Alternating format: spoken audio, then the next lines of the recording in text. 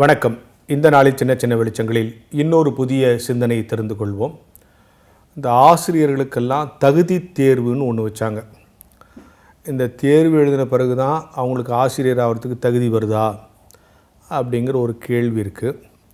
இதுக்கு முன்னால் அவங்க டீச்சர் ட்ரைனிங்கு பிஎட் எம்எட்லாம் தேர்வு எழுதினாங்களே, இந்த தேர்வு தான் தகுதி தேர்வுனா அந்த தேர்வு என்ன தேர்வு அப்படின்னு ஒரு கேள்வி வந்துச்சு. நான் என்னுடைய நண்பர்களெலாம் கேட்டேன், இந்த தகுதி தேர்வுன்னு வைக்கிறாங்களா, அதுக்கு என்ன பொருள்?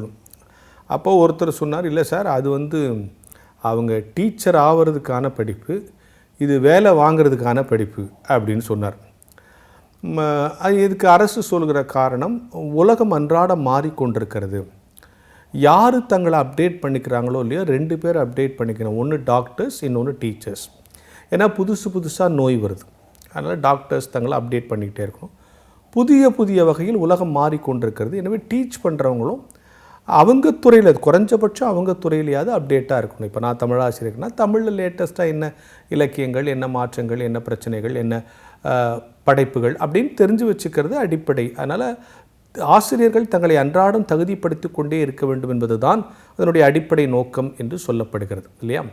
அப்போது பிஎட் எம்எட் இதெல்லாம் வேலை வாங்குவதற்கான படிப்பு. ஆனால் வேலை செய்வதற்கான படிப்புன்னா அன்றாடம் ஆசிரியரிடத்தில் வாசிப்பு பழக்கம் இருக்கணும். அதுதான் இன்றைக்கி நம்ம சொல்ல வரோம்.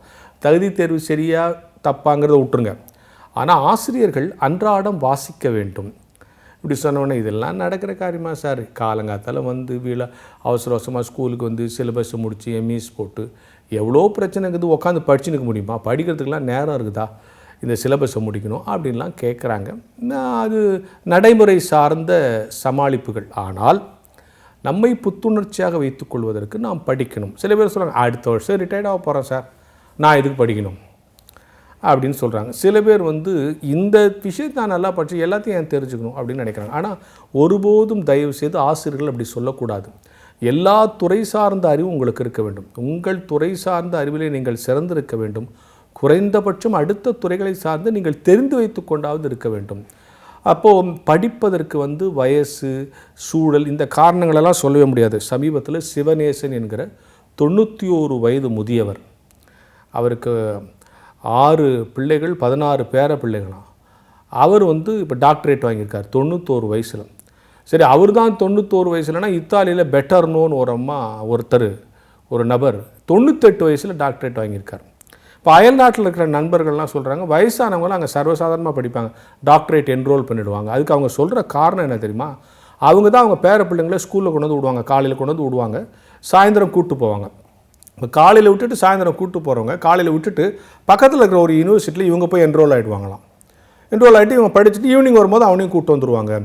அப்போ சில பேர் கேட்பாங்களா, எதுக்கு அவனை விட்டுட்டு வீட்டுக்கு ரெஸ்ட் எடுத்து சாயந்தரம் போனோம்னா? இல்லை, அவன் படிக்கிறான், அவன் அப்டேட்டாக இருக்கான், சில கேள்விலாம் கேட்டால் நாங்கள் முழிக்கக்கூடாதுல்ல, அதனால் நாங்கள் படிக்கணும்னு சில அயல்நாட்டு பெரியவர்கள் சொல்வார்கள்னு என்னுடைய நண்பர்கள் என்கிட்ட சொல்கிறாங்க. அப்போது படிப்பதற்கு வயது ஒரு காரணம் இல்லை. 91 வயசில் ஒருத்தர் டாக்டரேட்டு, 98 வயசில் ஒருத்தர் டாக்டரேட் வாங்குறாருன்னு சொன்னால், ஆசிரியராக இருக்கிற நாம் அன்றாடம் மாணவர்களை படிக்க வேண்டும், சக மனிதர்களை படிக்க வேண்டும், கட்டாயம் ஒரு நூல் படிக்க வேண்டும், படிக்காமல் இருக்கக்கூடாது.